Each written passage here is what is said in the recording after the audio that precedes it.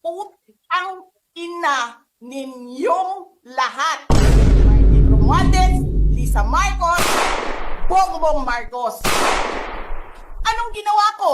Binigay ko sa DepEd! Putak na mukha!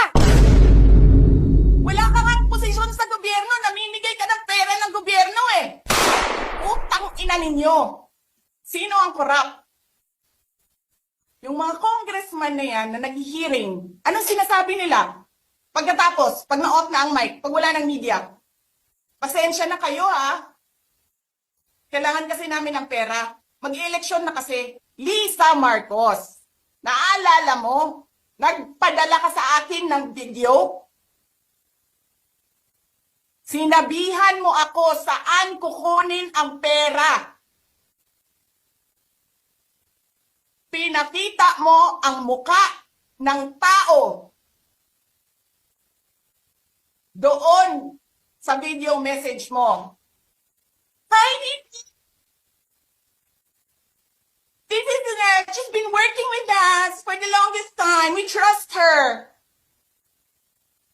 You sent me written instructions about money.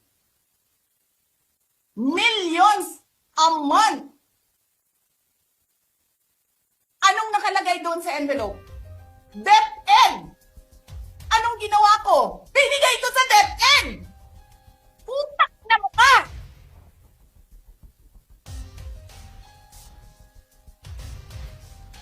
Wala ka nga posisyon sa gobyerno, namimigay ka ng pera ng gobyerno eh.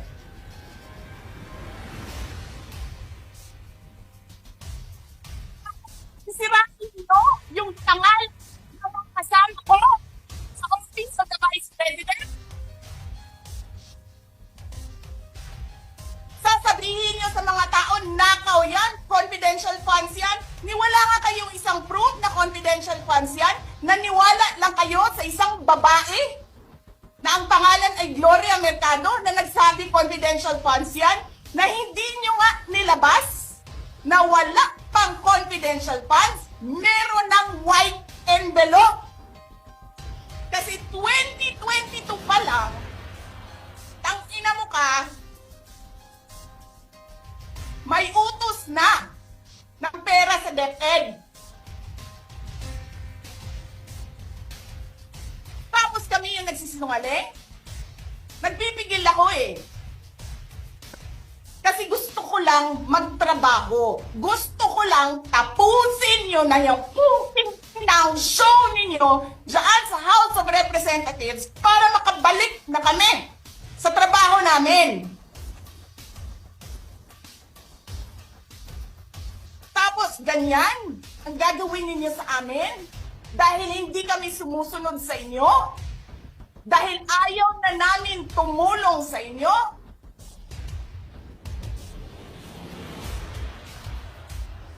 Ganito gagawin ninyo?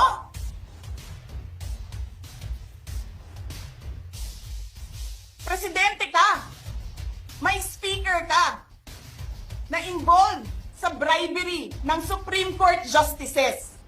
May video, may kaso, may witnesses. Hindi mo tinanggal yung speaker mo. Pinabayaan mo siya abusuhin ang pera ng bayan. Paikot-ikot sa buong bansa,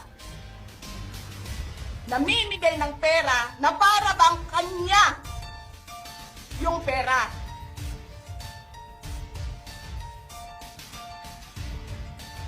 Eh di ba nga, lagi niyo sinasabi separation of powers? Anong trabaho ng legislative branch? Gumawa ng batas.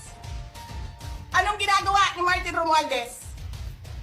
Nagdidirect ng DSWD, namimigay ng ayuda,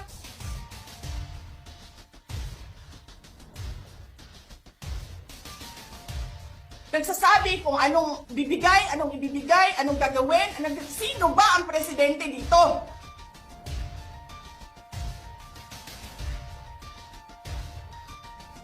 Alam nyo, alam namin, mali ang ginagawa ninyo.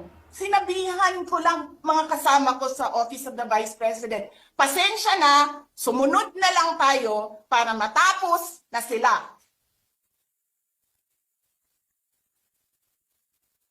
Tapos ganito ang gagawin ninyo? Alam namin, walang contemptuous doon sa ginawa ni Yusek Lopez. Wala. Lahat ng tanong, sinagot niya. Pumunta siya. Maayos siya kumausap. And then sasabihin ninyo sa amin, bakit kami susulat sa COA? Bakit hindi kami susulat sa COA? Hindi tapos ang appeal namin. Hindi tapos ang audit namin. Tapos, kuhag-hag na ninyo tanan ang gisubmit namo sa COA? Hindi. Sobra kahayahay ninyo ng mga tao. Kaming lahat, sa Office of the Vice President, Monday to Friday ang mga trabaho namin. Sa ibang opisina, Monday to Friday. I'm not saying na bawal yan. But, alam mo yon, that is something that civil service should think about. May mga opisina ng gobyerno, 4 na araw lang pumapasok. Yung iba, 5 araw pumapasok. Nandyan sa daan, sa init, sa ulan, nandun sa bundok, naglalakad, tumatawid ng mga sapa, Monday to Friday, mga government employees. And then we have a House of Representatives. Monday to Thursday lang ang trabaho.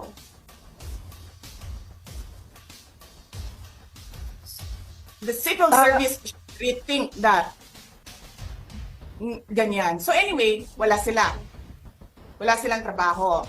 So hinahanap ko, where is this special doon sa order? Where is this special committee meeting that happened?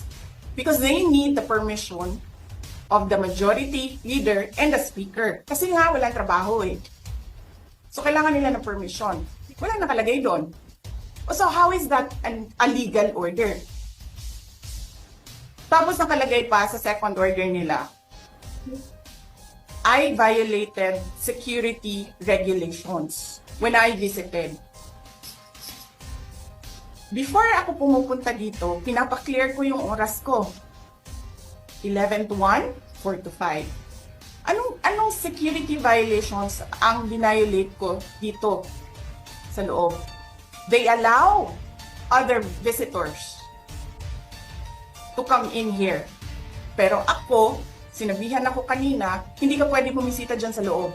Doon kayo sa visitor center. Ililipat namin. And then I said no. Sabi ko, sinabi ni Secretary Chua, through that lawyer, I think Attorney Agnes, I don't know if I remember the name correctly right now, na yes, she can visit subject to the guidelines of the detention center. And so, anong ginawa ko mali?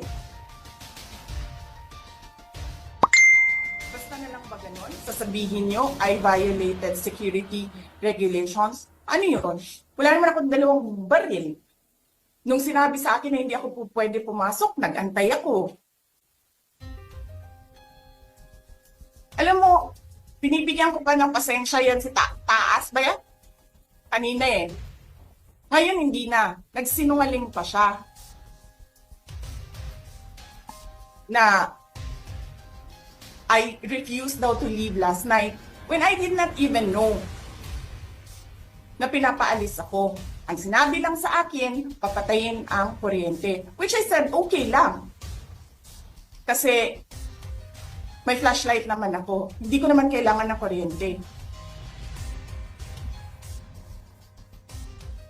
Tapos kanina, sa media, pinapalabas nila na I locked myself doon sa kwarto. Of course, nag-lock ako kasi natutulog na ako.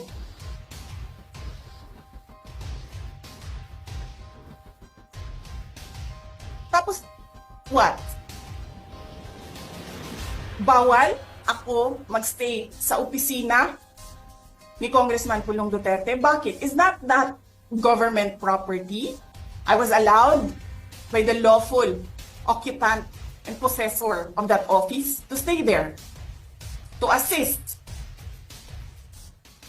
a detainee who is inconsolable right now, na hindi mo na alam kung yung sakit niya sa likod is a heart attack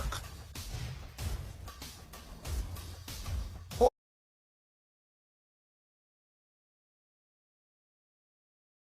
ano, kasi hindi nila pinapapasok yung doktor. 'Di ba? So yes, hinahanap ko kanina. Sabi ko, where is this permission from the speaker?